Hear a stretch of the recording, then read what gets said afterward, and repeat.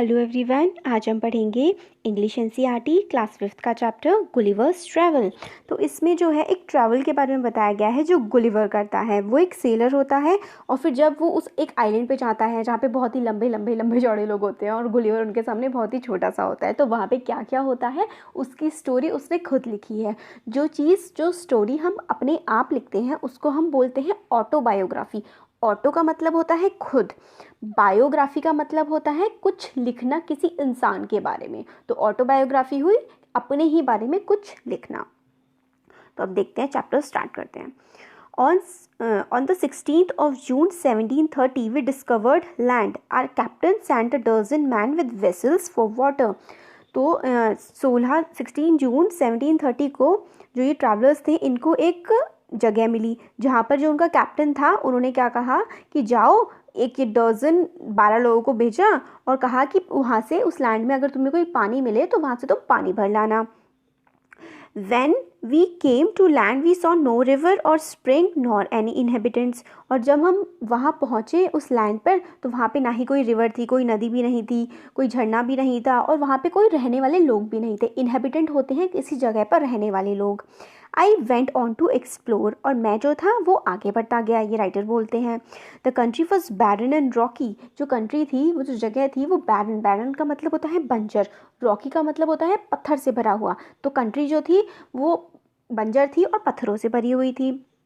I turned back to join the crew, only to see them getting into the boat and rowing for life to get to the ship. और फिर मैंने सोचा कि मैं वापस जाता हूँ अपने जो है बोट की तरफ, और जैसे ही मैं वापस जाने लगा तब मैंने देखा जो हमारा क्रू था, क्रू होता है ग्रुप ऑफ पीपल, जो मतलब मोस्टली ये क्रू जो यूज़ होता है ना, ये सेलिंग, जो लोग ट्रैवलर्स होते हैं सेलिंग के लिए निकले होते हैं उनके लिए यूज़ होता है। तो उसने अपने क्रू को देखा कि वो लोग वापस अपनी बोट्स की तरफ भागते हुए जा रहे थे अपनी जान बचाते हुए। Before I could reach them I observed a huge creature walking after them in the sea as fast as he could. और मैंने देखा कि वो लोग जो मेरे क्रू मेंबर्स अपनी जान बचा के वहाँ से भाग रहे थे उनके पीछे बहुत ही बड़ा सा क्रिएचर था, कोई बहुत ही बड़ी सी चीज़ थी जो उनके पीछे पीछे भाग रही थी सी में। The water of the ocean reached only till his knees. However, the monster was unable to overtake the speeding boat. और वो जो था क्रीचर जो था, वो जो भी फिगर थी उसको दिख रही थी बहुत बड़ी सी, वो इतना ज़्यादा बड़ा था कि जो ओशन का पानी था वो सिर्फ और सिर्फ उसके घुटनों तक आ रहा था।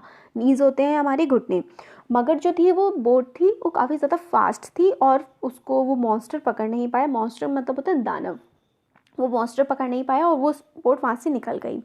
I turned back quickly and climbed up a steep hill with fields of barley on either side and the corn rising up to 40 feet. और फिर जब वो दूसरी तरफ को भागने लगा तब उसने देखा कि एक बहुत ही संकरी सी, मतलब बहुत ही ज़्यादा ऊंची एक माउंटेन हिल, मतलब पहाड़ है और वहाँ पे खेत हैं और जिसमें क्या लगा हुआ है, कॉर्न लगा हुआ है, मक्का लगा हुआ है जिसमें, और जो कि 40 फीट ऊंचा है।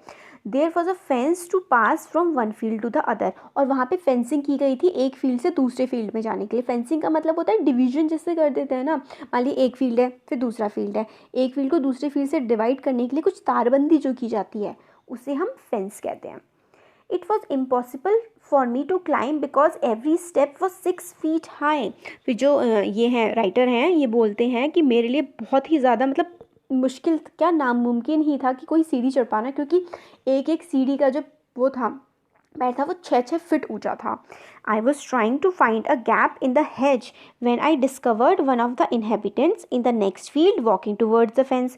और मैं ट्राई कर रहा था कि कहीं मुझे कोना मिल जाए जिसकी सहायता से मैं ऊपर चढ़ पाऊँ। और जैसे ही मैं इसको देख रहा था तभी मैंने देखा कि वहाँ का जो मूल निवासी इनहेबिटेंट होते हैं उस जगह पर रहने वाले लोग, वहाँ पर जो रहने वाले लोग थे वो उस फील्ड में आने लगे और फेंस की तरफ बढ़ रहे थे।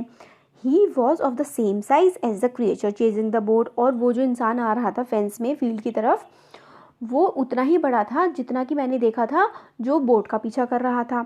I was struck with utmost fear and astonishment and ran back to hide myself. और मुझे बहुत ही एकदम से धक्का टाइप का लगा और मुझे बहुत ही डर लगने लगा, आश्चर्यचकित रह गया। astonishment का मतलब होता है आश्चर्य में पड़ जाना।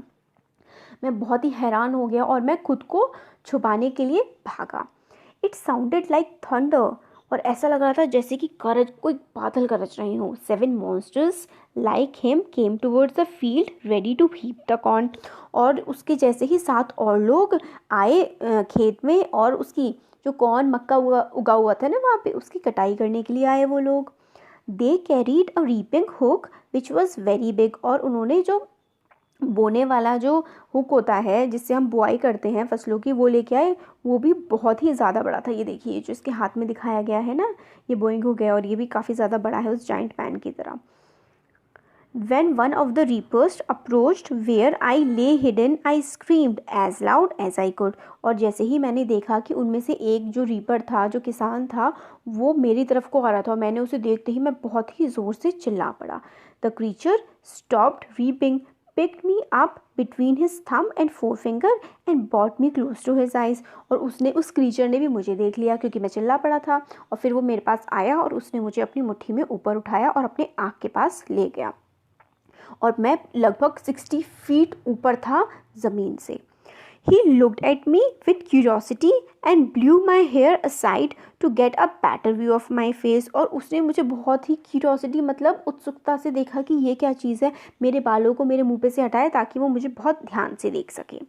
He called his friends and gently placed me on the ground. फिर उसने अपने फ्रेंड्स को बुलाया और मुझे बिल्कुल आराम से ज़मीन पर रख दिया। फिर उसने जो अपने फ्रेंड्स को बुलाया था वो सारे के सारे लोग ज़मीन पर बैठ गए और मेरे को देखने लगे। I walk slowly backward and forward, pulled off my hat and made a low bow towards the farmers. और मैं आगे पीछे की तरफ चलने लगा और मैंने अपनी हैट, मतलब जो मैंने सर पे पहनी हुई थी हैट, वो निकाली और उसको फार्मर्स की तरफ देख के उनके सामने झुकाया। I try to speak to them loudly in several languages. और मैंने कई सारी भाषाओं में उनसे काफ़ी तेज़ आवाज़ में बात करने की कोशिश की ताकि वो सुन पाएँ। Each time I did so, the farmer who picked me up held his ear very close to me, but in vain. और हर बार जब भी मैं बोलने की कोशिश करता था तो फार्मर मुझे अपने कान के पास बिल्कुल ले जाता था, मगर कोई फ़ायदा नहीं हुआ। ऑल इन वेन का मतलब होता है कोई फ़ायदा ना होना, कोई फ़ायदा नहीं हुआ। उन्हें कुछ भी सुनाई नहीं पड़ रहा था या फिर समझ नहीं आ रहा था। Farmer took me to his house and placed me at some distance on the dining table which was 30 feet high from the floor. फिर जो फार्मर था जिसने मुझे पहली बार उठाया था वो मुझे अपने घर ले गया और मुझे डाइनिंग टेबल के पास बिठा दिया, जो डाइनिंग टेबल 30 फीट ऊंचा था फ्लोर से, मतलब फ्लोर से ऊपर 30 फीट था, इतना बड़ा डाइनिंग टेबल था। Dinner was bought for the farmer in a dish which was 10 feet in diameter. और जिस मतलब बोल में या बर्तन में जो खाना लाया गया था उसका जो डायमीटर था, उसकी चौड़ाई थी, वो 10 फीट थी। Farmer's wife crumbled some bread and placed it before me. जो फार्मर की जो वाइफ थी, पत्नी थी, उसने कुछ ब्रेड्स को कुचला और ऐसा कर दिया ताकि मैं उन्हें खा सकूं, और मेरे सामने उनको रख दिया। In the middle of the dinner I heard a noise behind me. और जब हम डिनर कर रहे थे उसके बीच में मैंने एक आवाज़ सुनी। It was the purring of a cat that was 10 times larger than an ox. फिर मैंने देखा कि वहाँ पे एक कैट थी जो आवाज़ें कर रही थी, और वो इतनी बड़ी थी, जो एक बैल होता है ना उससे भी 10 गुना ज़्यादा बड़ी वो कैट थी। The farmer's wife was stroking him.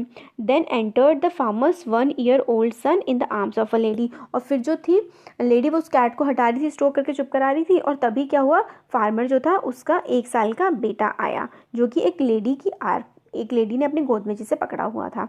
On seeing me the child grabbed me from the table and put my hand into his mouth. और उस चाइल्ड ने जैसे ही मुझे देखा उसने मुझे टेबल से उठाया और मेरा जो सर है वो अपने मुंह की तरफ ले गया, और बस शायद मुझे वो खाने ही वाला था। I shouted so loudly that the baby dropped मी। और मैं इतनी ज़ोर से चिल्लाया कि जो बच्चा था उसने मुझे छोड़ दिया। I would have broken my neck if the mother had not held her apron under मी। और मेरा तो सर ही टूट जाता अगर वो जो बच्चे की मम्मी थी उसने अपना एप्रन आगे करके मुझे बचाया ना होता। Later she put me on her own bed and covered me with a clean white handkerchief. और बाद में उन्होंने मुझे अपने बेड पर सुला दिया और मेरे को एक रुमाल दे दिया जिसको मैं ओढ़ करके सो गया। I slept dreaming of my home, my wife and children. और मैं सोया सोचते हुए अपने घर के बारे में, अपनी वाइफ और अपने बच्चों के बारे में। तो यहाँ पे हो गया हमारा चैप्टर कंप्लीट। अब देखते हैं हमने कौन कौन से नए वर्ड सीखे। बेलोइंग का मतलब होता है बहुत ही तेज़ आवाज़।